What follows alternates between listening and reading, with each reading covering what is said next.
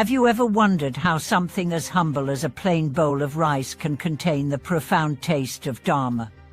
Could the secret to harmonizing body and mind lie hidden in the simplest of everyday meals? Welcome back to my channel. I'm thrilled you're here. Today we explore two essential truths drawn from the monastery's kitchen. First, that three virtues of purity, softness, and conformity to the Dharma that elevate our offering, and second, that 6 tastes of bland, salty, pungent, sour, sweet, and bitter, which together balance body and spirit. In this video, we will unpack the meaning of the three virtues in preparing food with a clear, gentle, and lawful heart. Delve into the 6 tastes and discover how each influences our physical health and supports our practice. I still remember that chilly morning in the temple kitchen, when the head cook quietly explained each step of the ritual chant before mealtime. As steam rose from the pot, he chanted the verse, 3 virtues, 6 tastes, offered to Buddha and Sangha, for all beings throughout the Dharma realm. Hearing those words, I realized the monk wasn't simply reciting an ancient ceremony. He was teaching that every grain of rice, every vegetable, carries within it an opportunity for awakening if cooked with compassion and wisdom. First, let's consider the 3 virtues: purity, softness, and conformity to the Dharma. Purity means the ingredients must be absolutely clean, free from any trace of impurity or animal products. Softness refers to texture, food that is tender on the palate, neither rough nor harsh, so that it nurtures without overstimulating. Conformity to the Dharma means we prepare and serve the food in harmony with time and place, never out of haste or negligence, but with mindful attention, so that each morsel becomes holy offering. When these 3 qualities unite, the act of cooking transcends mere nourishment. It becomes an expression of the Buddha's gentle compassion, infusing our body and blood with the nectar taste of Dharma. One revered cook in the Vinaya commentaries wrote, 3 virtues intact, 6 tastes in balance. Such meals touch the Buddha's nose and enter the Sangha's mouth like sandalwood incense and ambrosial nectar, harmonizing body and mind. Next, the 6 tastes themselves: bland, salty, pungent, sour, sweet, bitter form the palate that harmonizes our entire physiology. Blandness is our foundation, the neutral base from which all other flavors emerge. Salt nourishes the fluids and skin, pungent spices warm the internal organ, and sour elements dissolve stagnation. Sweetness comforts and uplifts energy, bitterness clears internal heat. Together, they support the robust health needed for sustained practice. In one winter's dawn at the monastery, I watched a senior monk hold a pinch of salt in his palm as he explained, salt invokes moisture, prevents dryness of body and mind, but too much becomes harsh. Balance, always balance. She then sprinkled a few slices of ginger for warmth, a drop of rice vinegar for clarity, and urged us to taste each stage of the broth, cultivating an inner awareness of how flavor and subtle energy interplay. Through countless meals prepared in the calm of morning or the hush of dusk, I came to see that cooking is a daily retreat, a chance to embody generosity, discipline, and insight. The rice I wash becomes a practice of letting go of dust and distraction. The water I pour becomes the flowing compassion that nourishes all beings. The flame that warms the pot becomes the fire of interior awakening that kindles our Buddha nature. As I continue to reflect on the simple yet profound process of preparing a bowl of rice in the monastery kitchen, I realize that the act of cooking is not merely about combining ingredients, it's an act of mindful presence. Each motion, the washing of rice, the cutting of vegetables, the stirring of the pot, becomes an opportunity to cultivate mindfulness, patience, and compassion. One afternoon, as the temple bell tolled in the distance, a young novice approached the kitchen with a slight frown on his face. He had been struggling with his practice, feeling distracted by the constant noise of thoughts, the pressure of expectations. The head cook, noticing the young monk's distress, called him over and handed him a small bowl of rice. "Take this rice to the altar," the cook instructed gently. "Offer it with pure intent, and return when you feel a shift in your mind." The novice took the bowl, walking slowly toward the altar. The simplicity of the task, the focus required to maintain a steady hand as he walked, began to quiet his racing thoughts. When he returned, his expression had softened. He shared that as he held the bowl of rice, his thoughts slowly faded, replaced by a deep sense of peace. The head cook smiled. "In every action, when you offer it with an open heart, there is transformation. The rice may seem simple, but it holds within it the potential for your awakening."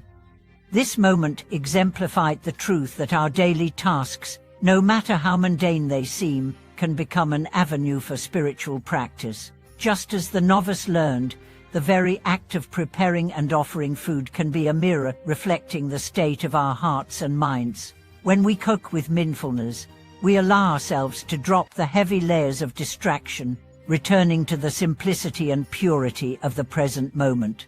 In this context, the three virtues of purity, softness, and conformity to the Dharma become more than just guidelines for cooking. They are principles for living. Purity, for instance, is not only about clean ingredients, it is about a clean mind. It is about removing the unnecessary clutter of attachment, anger, and ignorance. Softness isn't just a texture, it is a way of being. It is the gentleness we bring into our relationships, our thoughts, and our interactions with others. Conformity to the Dharma refers to aligning our actions with the greater truth, to ensuring that what we do in each moment is in harmony with our higher purpose, regardless of how small or insignificant the task may seem. And then, there are the 6 tastes, each of which has its deeper meaning. The taste of blandness is akin to the humble acceptance of impermanence. Just as plain rice sustains us without drawing attention to itself, so too should we learn to accept the fleeting nature of all things, without clinging to pleasure or resisting discomfort.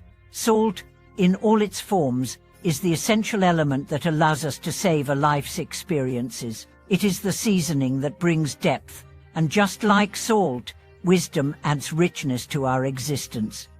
Too little salt, and life feels flat. Too much, and it overwhelms us. Pungent flavors, such as garlic and chili, stimulate our senses, awakening the mind. They remind us that awakening requires energy to cut through the habitual patterns of thought, to stir the still waters of complacency, and to challenge ourselves to grow. Sourness, on the other hand, is a taste that purifies, that helps us to digest difficult experiences and learn from them. It teaches us not to run from discomfort, but to embrace it with an open heart, knowing that even in sourness there is potential for transformation. Sweetness, while often associated with pleasure, is also the sweetness of compassion. It is the care we extend toward others, the kindness we offer without expectation. It is the sweet taste of peace that arises when we learn to let go of our desire for control and simply allow things to unfold as they are.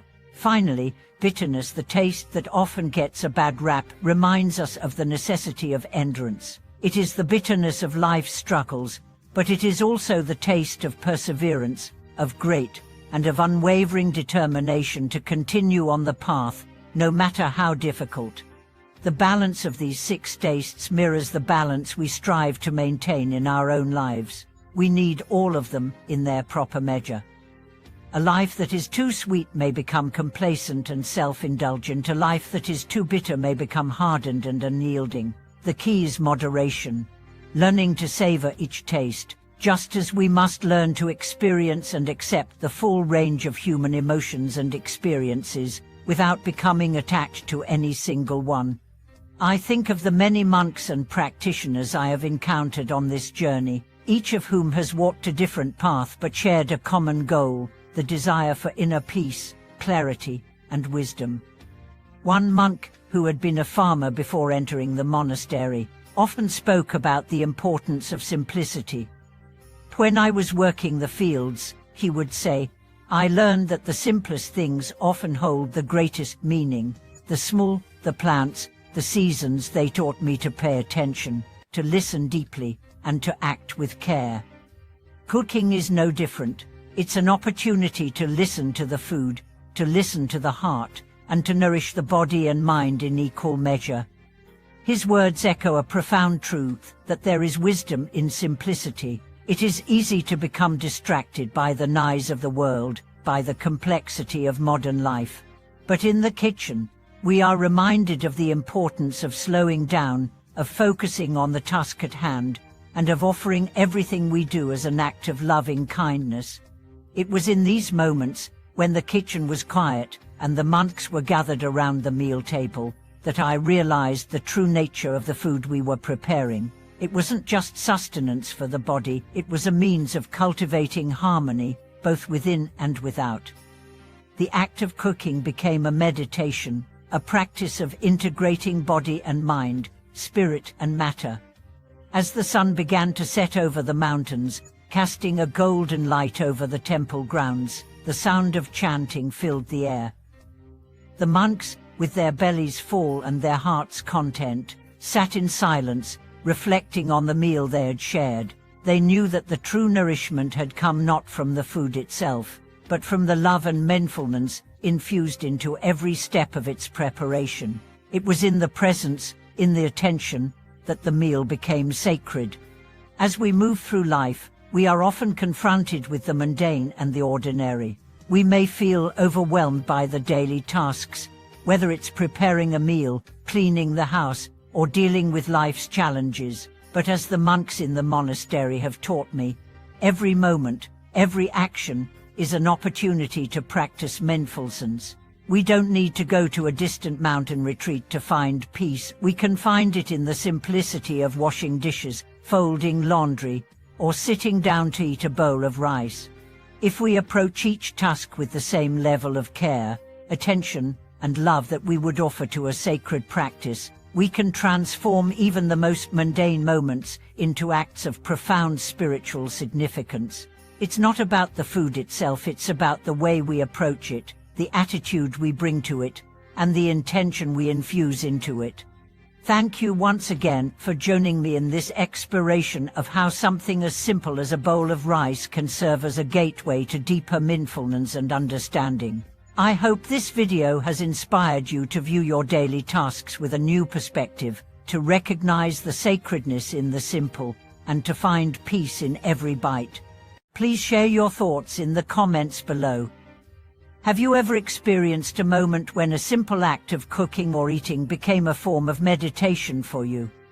I would love to hear your stories.